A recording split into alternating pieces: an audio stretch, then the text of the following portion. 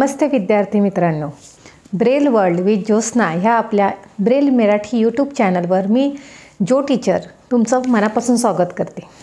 तर आजच्या भागात आपण बघणार आहोत इंग्रजी मुळाक्षरं।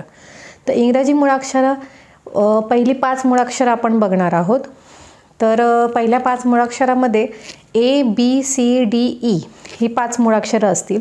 तर आता ही इंग्रजी मुळाक्षरं आपण कशी लिहावीत, कशी वाचावीत आणि कशी लक्षात ठेवावीत आणि कशी शिकवावीत हे मी तुम्हाला आजच्या व्हिडिओमध्ये दाखवणार आहे। तर त्यासाठी मी एक टीचिंग मटेरियल तयार केलेलं आहे। तर सगळ्यात पहिले आपण अक्षर बघूया की ए अक्षर। तर एचे डॉट आहेत डॉट नंबर 1, एचे डॉट आहेत डॉट नंबर 1।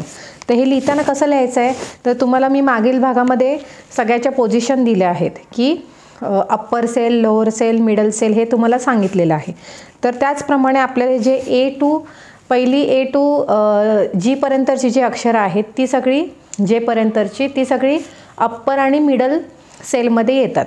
तर त्यातलं हे पहिलं अक्षर आहे ए। तर ए लिहिताना कसा लिहावा, तर उजवीकडनं पहिला सेल ए। आता हे मी तुम्हाला जे दाखवलं आहे हे तुम्हाला सायटेड व्यक्तींना हे दिसतंय की बाबा 1 2 3 4 5 6 असे 3 ठिपके आहेत आणि इथे एक लाल कलरचा जो ठिपका आहे ह्याला मी गडद रंग केला आहे, म्हणजे लो विजन मुलं पण आपली बघू शकतील। आणि ह्याला एक मी स्पर्शीय एक स्ट्रक्चर दिलेलं आहे, त्यामुळे जे दिव्यांग विद्यार्थी आहेत ते स्पर्शाने सुद्धा इथे बघू शकतील। तर हे लेटर आहे 1 म्हणजेच लेटर ए। आता आपण बघणार आहोत लेटर बी।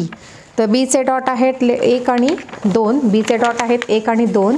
तर 1 आणि 2 लिहिताना आपल्याला उजवीकडनं 1 आणि 2 हे 2 अक्षरं लिहायचे आहेत। 1 आणि 2 हे 2 ठिपके लिहायचे आहेत उजवीकडनं अप्पर सेल आणि मिडल सेल। आणि हे लक्षात ठेवताना पण असं उभी रेष असेही लक्षात ठेवायची आपण। त्यानंतर आपण बघणार आहोत पुढचं लेटर की लेटर सी। तर लेटर सीचे डॉट आहेत 1 and 4। लेटर सीचे डॉट आहेत 1 आणि 4। तर हे लिहिताना कसं लिहायचं आहे, तर उजव्या बाजूला अप्पर सेलमध्ये 1 आणि डाव्या बाजूला अप्पर सेलमध्ये 4, 1 आणि 4 सी। आता ह्याच्या पुढचं आपण आणि ही आडवी रेष म्हणून लक्षात ठेवायची, आडवी रेष। ह्याच्यानंतरचं आपण डॉट बघणार आहोत डॉट नंबर डी। तर डॉट नंबर डीचे डॉट आहेत 1 4 5 काय 1 4 5। हे बघा इथे आपण लिहिताना आपल्याला कसं लिहायचं आहे की उजव्या बाजूला 1 अप्पर सेलमध्ये, नंतर डाव्या बाजूला अप्पर सेलमध्ये 4 आणि मिडल सेलमध्ये 5, 1 4 5 हा असा त्रिकोण लक्षात ठेवायचा डीचे डॉट। त्यानंतर आपण बघणार आहोत ईचे डॉट। तर ईचे डॉट आहेत 1 5, ईचे डॉट आहेत 1 आणि 5।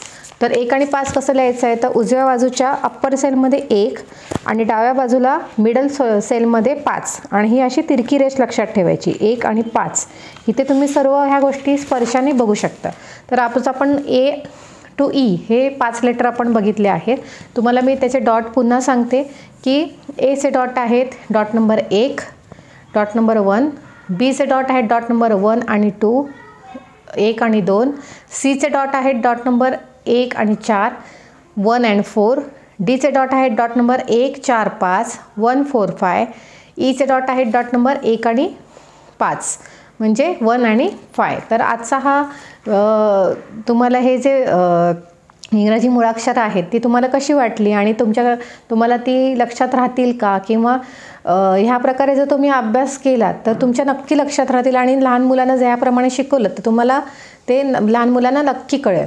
तर आजचा भाग तुम्हाला कसा वाटला हे कमेंटद्वारे नक्की मला सांगा। आणि ह्या चॅनलला जर तुम्ही नवीन असाल तर सबस्क्राईब करायला अजिबात विसरू नका। धन्यवाद।